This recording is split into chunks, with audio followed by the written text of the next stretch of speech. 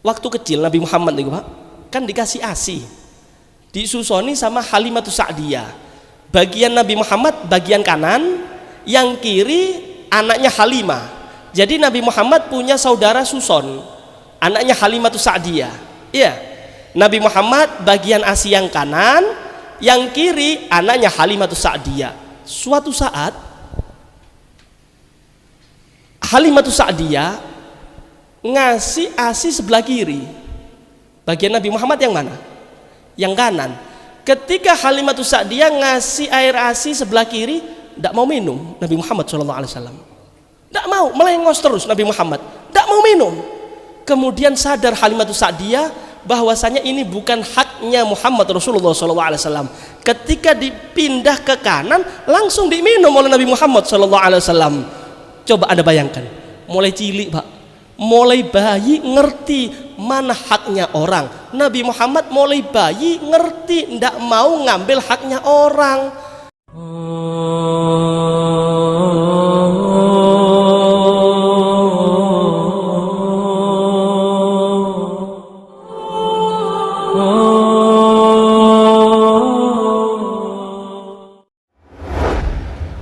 Hadirin hadirat rahimakumullah.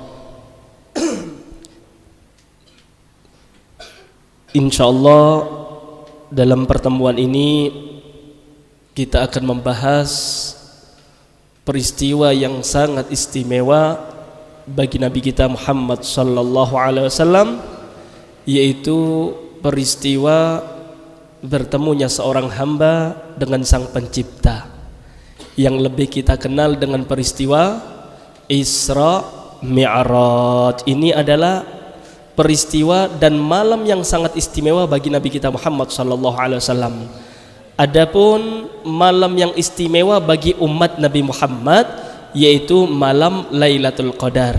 Nah, kita berharap dengan kita mengkaji daripada peristiwa Isra dan Mi'raj ini, mudah-mudahan keimanan kita tambah kuat kepada Allah Subhanahu wa taala, dan mudah-mudahan bisa menumbuhkan rasa cinta kita kepada Nabi Muhammad sallallahu alaihi wasallam. Amin ya rabbal alamin. Yang perlu kita bahas pertama, apa sih sabab musabab daripada peristiwa Isra Mi'raj ini apa?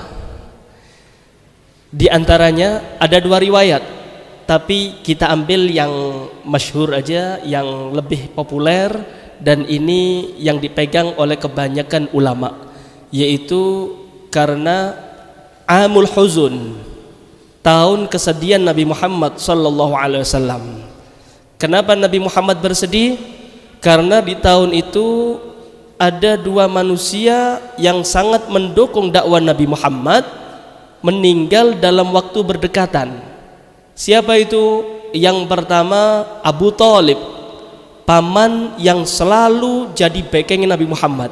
Abu Thalib, pendekarnya orang Quraisy nih Pak. Cinta Abu Thalib ini sangat cinta kepada keponakannya yaitu Muhammad Rasulullah sallallahu alaihi wasallam. Terbukti ketika Nabi Muhammad sallallahu alaihi wasallam diperintahkan oleh Allah taala untuk terang-terangan mengajak orang Quraisy masuk Islam. Wa andir ashiratakal aqrabin, wahai Muhammad, beri peringatan keluargamu yang dekat-dekat, kalau tidak mau masuk Islam, beri peringatan kepada dia, jenengan bakal mlebu neraka. Dulu Nabi Muhammad niku Pak, ketika dakwah di kota Mekah itu singit-singit, pelan-pelan dakwahnya. Nah, ketika dapat peringatan daripada Allah taala, perintah yaitu berupa wahyu, langsung Pak dikumpulkan itu paman-paman Nabi Muhammad, dikumpulkan, semua dikumpulkan. Kemudian Nabi Muhammad SAW mengatakan kepada paman-pamannya, wahai paman-pamanku, aku dapat perintah daripada Tuhanku Allah Subhanahu wa taala bahwasanya aku diperintahkan untuk mengajak kalian menyembah Tuhan yang Maha Esa, yaitu Allah Subhanahu wa taala. Ketika Nabi Muhammad mengatakan misi Nabi Muhammad yaitu ngajak paman-pamannya masuk Islam, gregeten Mbak. Di antaranya Abu Lahab pegel kepada Nabi Muhammad, sampai-sampai nuding Nabi Muhammad, kurang ajar kamu Muhammad, jenengan wani ngumpul Pak Dini, jenengan kumpul kabeh iki kene cuma gara-gara kok ngene tok. Kurang ajar jenengan, marah kepada Nabi Muhammad. Kemudian Abu Lahab punya ide, ayo dicekel iki. Keponakan kita orang dicekel. Ojo sampai metu koma, dipateni ae. Ketimbang dipateni wong liya, luwe enak dipateni keluarga dewe. Kalau dibunuh sama orang lain, ini adalah suatu kekurangan di dalam keluarga, dipateni dewe ae. Kurang ajar Abu Lahab niki nggih. Punya ide kepingin mateni keponakan dewe. Ketika Abu Lahab marah-marah kepingin mateni Nabi Muhammad, Abu Thalib Pak, Abu Thalib ngadeg sambil mengatakan la amna'anna ma bakina. Abu Lahab, semuanya ketahui ya, selama aku masih hidup ojo utek-utek Muhammad Rasulullah. Selama aku masih hidup aku akan menjaga dan membela keponakanku Muhammad Rasulullah. Allahumma sholli ala Muhammad. Nah, ketika Abu Thalib mengatakan aku dadi bekenge Muhammad, aku dadi bekenge keponakanku Muhammad Rasulullah, ndak wani utek-utek sudah Pak. Abu Thalib sudah deklarasi akan membela Nabi Muhammad. Saat itulah orang-orang Quraisy kebingungan, kating ganggu Nabi Muhammad bingung. Kenapa? Lawang langsung dibekengi ambek sukunya, pemimpin suku Quraisy yaitu Abu Thalib. Iki pendekar Pak, pendekar, tidak ada yang berani sama Abu Thalib. Tokohnya orang Quraisy Abu Thalib.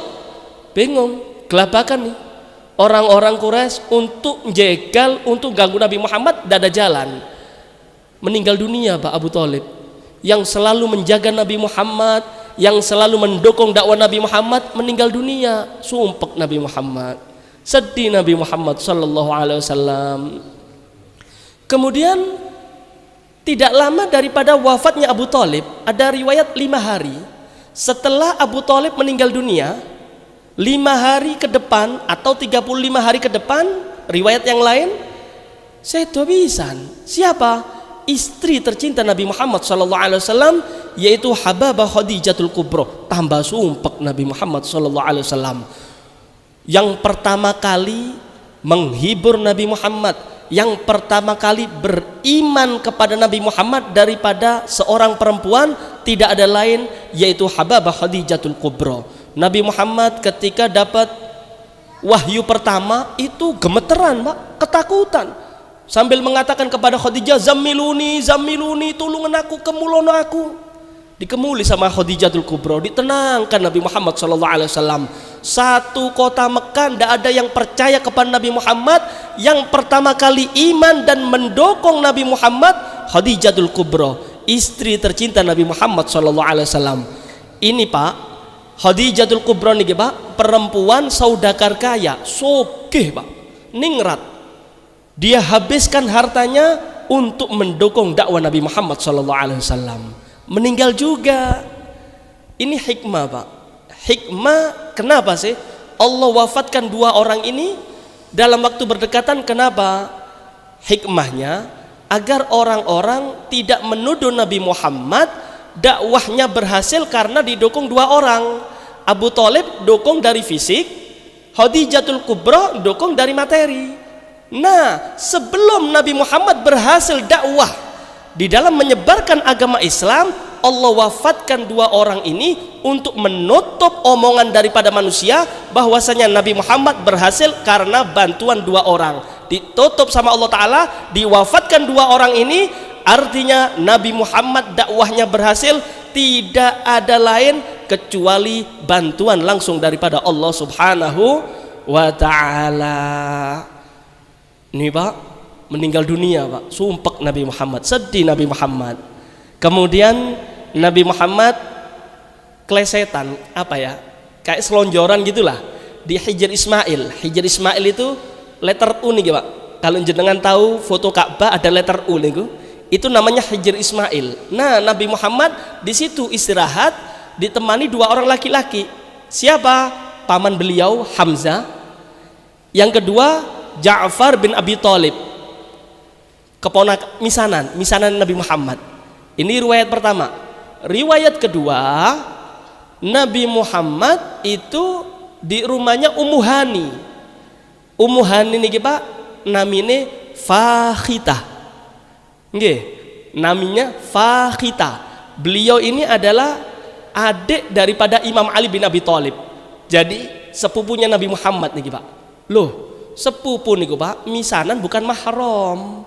Jadi jenengan kalau goncengan ambil misanan adik dewe beb, adik nopo? Adik misanan haram, ndak boleh. Ketemuan salaman, boten nopo-nopo beb iki adik kandung, sanes, adik misanan. Loh, haram.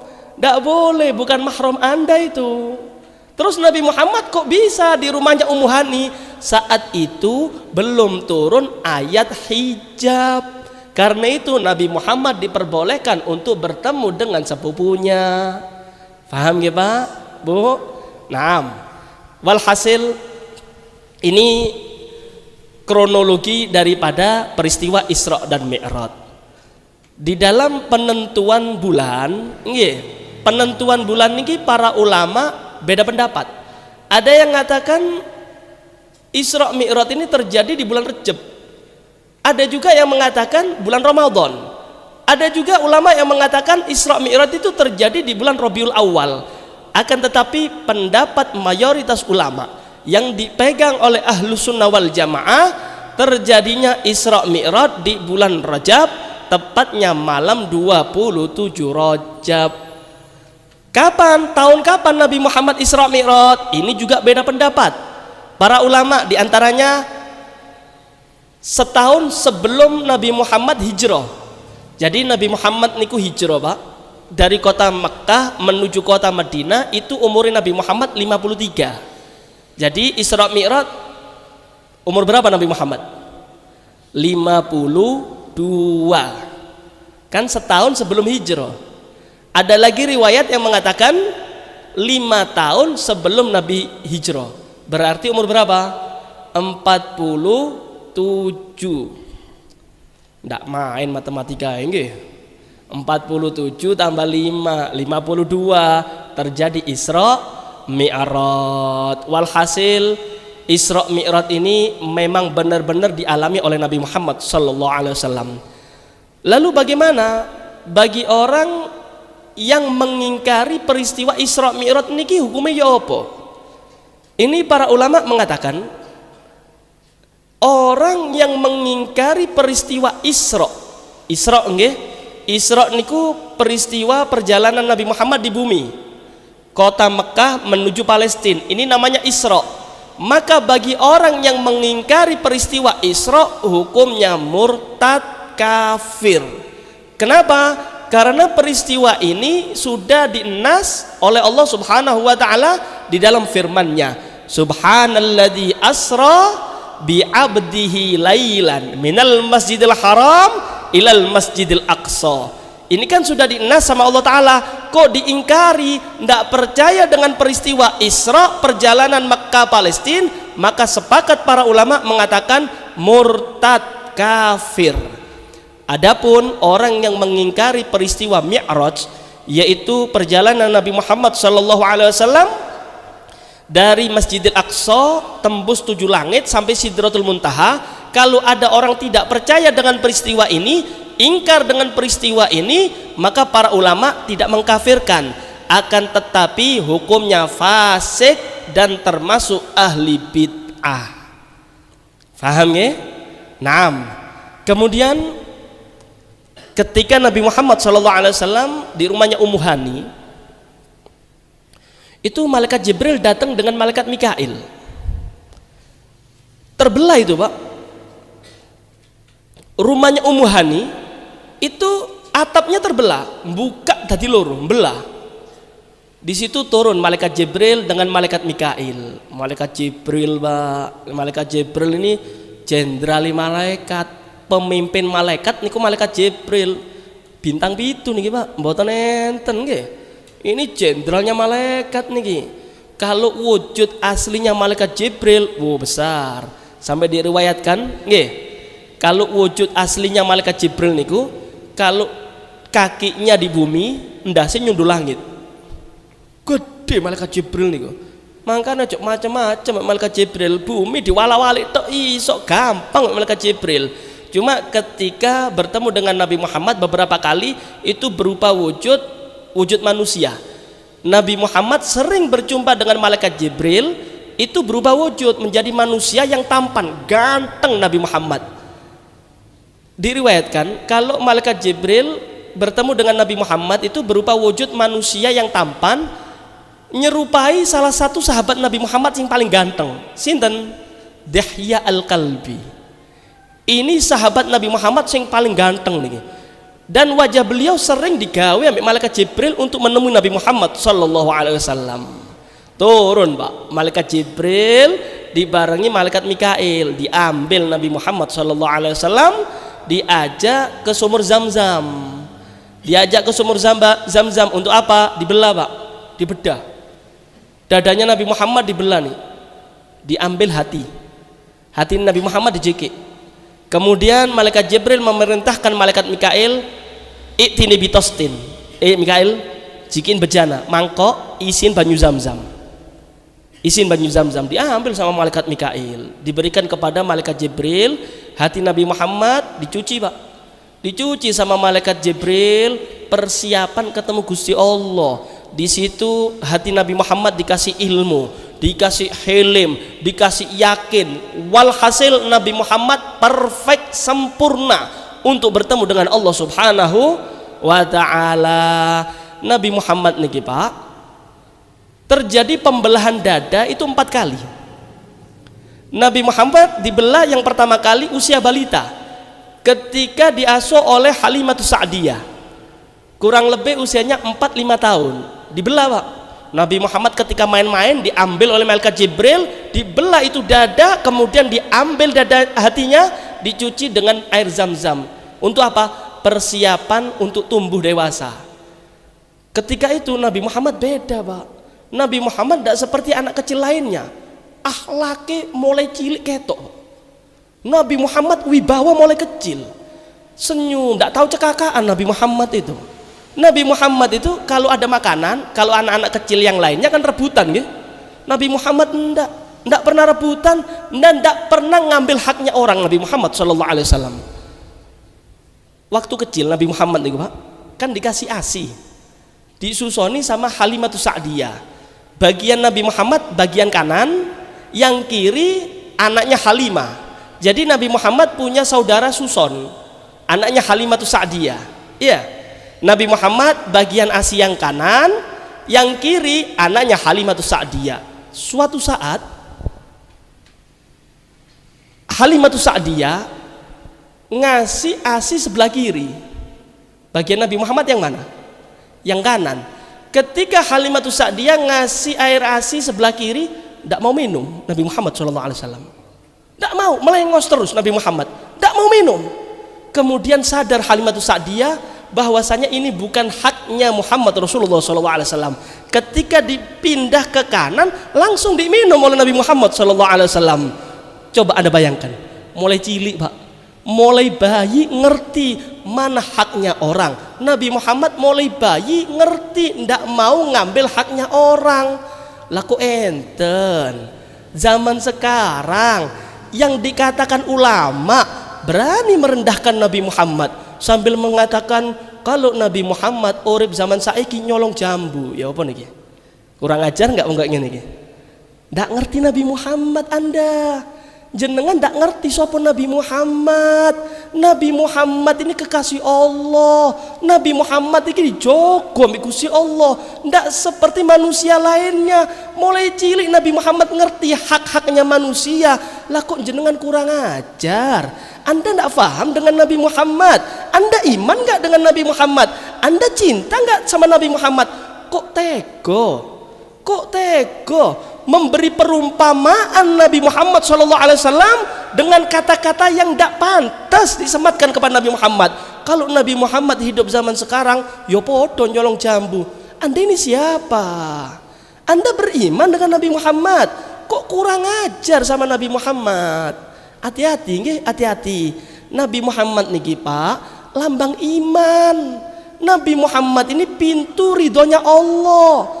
Jenengan ahli ibadah, cuma ndak cinta sama Nabi Muhammad, ndak diterima imanin jenengan. Bahkan para ulama itu mengatakan, nggih, kalau ada orang berani tankis, berani merendahkan kehormatan Nabi Muhammad, wajib dibunuh, tobatnya tidak diterima. Yo boleh kok ini. Ojo kurang ajar Nabi Muhammad sallallahu alaihi wasallam. Ini manusia sempurna, Pak. Coba jenengan bayangno. Nabi Musa alaihissalam, nggih? Nabi Musa niku kepingin kepethuk Gusti Allah lho ya. Nabi Muhammad ndak usah njaluk, diundang, Pak. Ini satu bukti Nabi Muhammad ini luar biasa. Nabi Muhammad ini bukan orang sembarangan. Ini manusia pilihan Allah Subhanahu wa taala.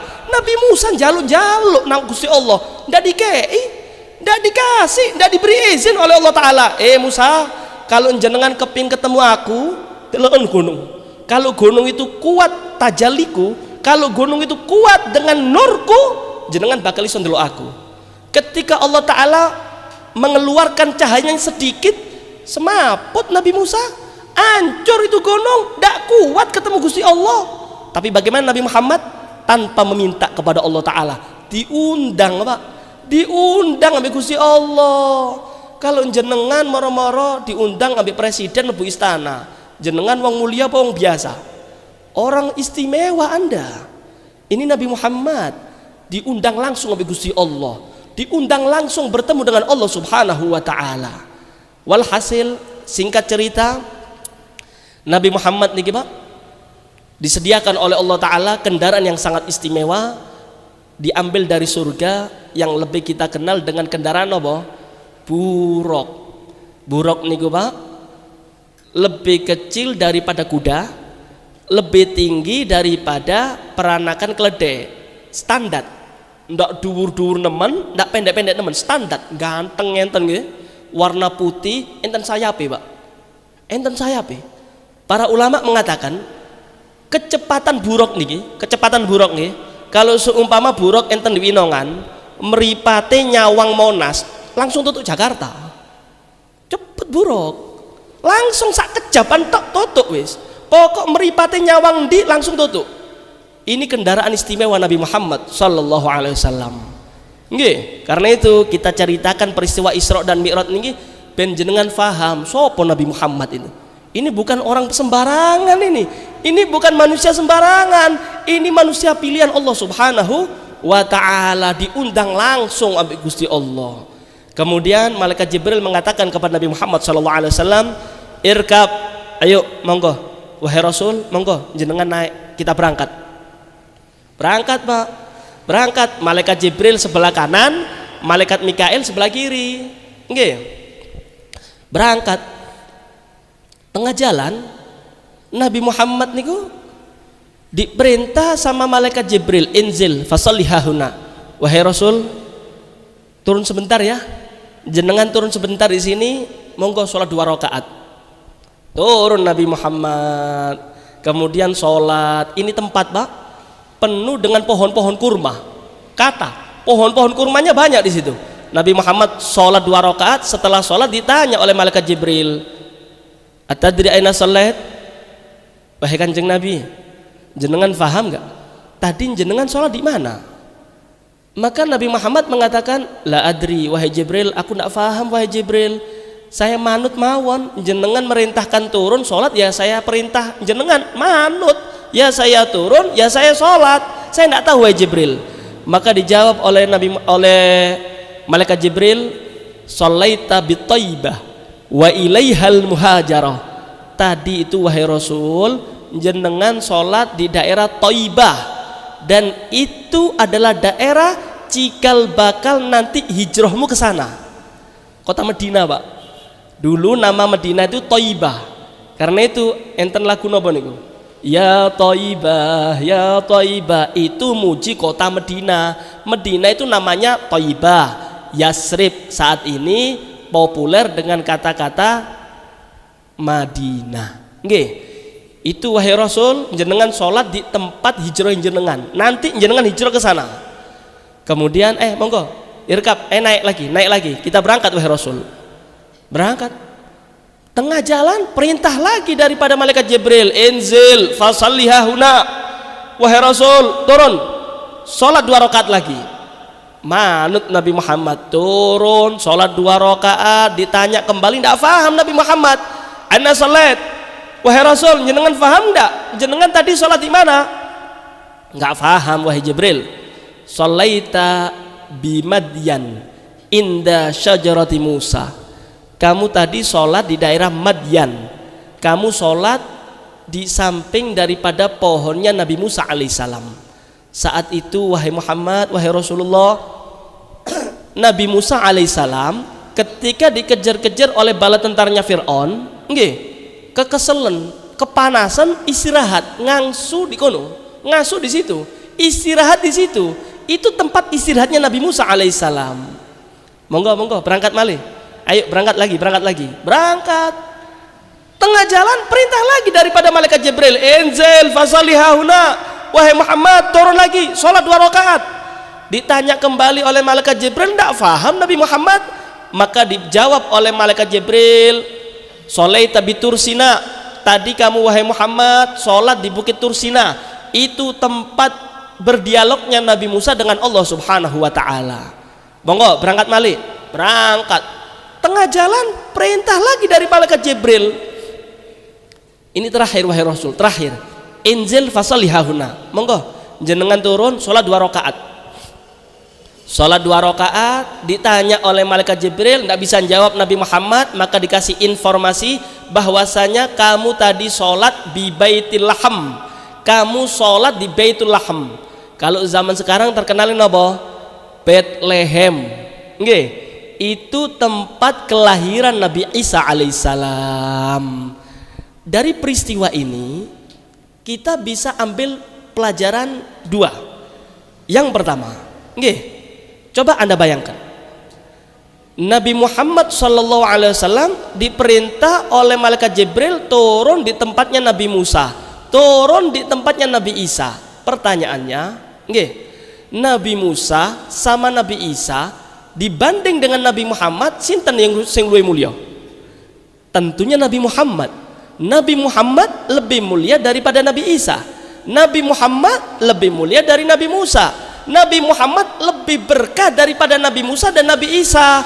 Tapi kenapa malaikat Jibril memerintahkan Nabi Muhammad untuk turun ke tempat yang pernah disinggahi oleh Nabi Musa?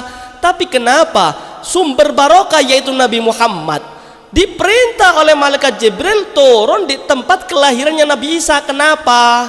Lita'limil ummah, untuk mengajarkan kepada umat bahwasanya ngalap berkah itu ajarannya Nabi Muhammad. Ngalap berkah itu memang dibenarkan di dalam syariatnya Nabi Muhammad.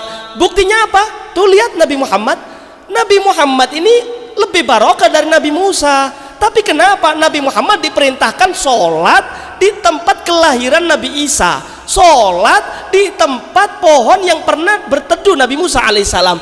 Ini ajaran kilo, hati-hati wahai Rasul, iki pohon penuh barokah. Wahai Rasul, ini tempat kelahiran penuh barokah, ajarono umatmu. Kok enten ajaran sempalan ngalah berkah bid'ah, ziarah kubur bid'ah. Waduh, jenengan belajar teng pundi Pak? Niki wong kesurupan tahunan niki Pak, ngenteni maulitan, Isra Mi'ratan kesurupan. Nah kan yang jadi vaksin ping 5 niki nggih. Ini orang ndak paham belajar di mana ini orang. Padahal kalau berkah itu ajaran Nabi Muhammad SAW. Yang kedua, dari peristiwa ini pelajaran yang bisa kita ambil adalah tempat-tempat yang penuh berkah jogowen, tempat-tempat yang pernah disinggahi oleh orang-orang soleh itu dijaga, dirawat. Tuh lihat Nabi Muhammad SAW diajari oleh malaikat Jibril, nilu hai Rasul, ini adalah kelahiran Nabi Isa. Ini kan diajari jogon nih. Ini adalah pohon tempat berteduhnya Nabi Musa, jogon. Loh, kalau tempat kelahiran Nabi Isa itu penuh barokah, apalagi tempat kelahiran Nabi Muhammad justru lebih barokah. Lah kok dihancurno? Tempat kelahiran Nabi Muhammad kok dihancurkan? Padahal Nabi Muhammad itu loh pernah ngalah berkah terhadap kelahiran Nabi Isa. Tempat kelahiran Nabi Isa pernah dikunjungi oleh Nabi Muhammad. Laku enten tiang-tiang sempalan-sempalan niki, kalau ada umat Nabi Muhammad berziarah ke Mekah kemudian singgah ke tempat kelahiran Nabi Muhammad, dituduh bid'ah. Kemudian kelahiran Nabi Muhammad dihancurkan, diganti perpustakaan. Jenengan belajar teng pundi? Anda belajar kemana? Hati-hati. Ini tempat kelahiran Nabi Muhammad, tempat kekasih Allah Ta'ala dilahirkan. Di situ tempat barokah. Ojo dihancurno. Kalaupun Anda ketakutan, kita hancurkan nih Bib, agar orang-orang tidak berbuat syirik, agar orang-orang ini minta sama Allah Ta'ala. Loh, sing Anda ajari yo menungsone, ojo ajurno omai.